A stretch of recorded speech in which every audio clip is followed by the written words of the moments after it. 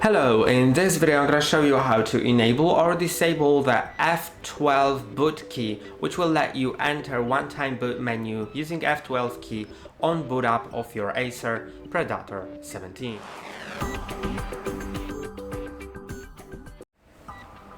To do it, you need to be in the BIOS, which is entered with the F2 key, and if you don't understand how, you can just watch a video on our channel on it.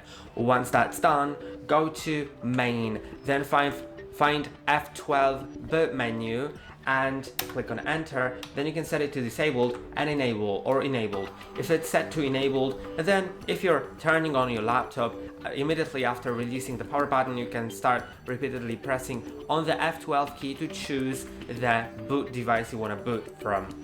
And that's all for today. Don't forget to like and subscribe. See you next time.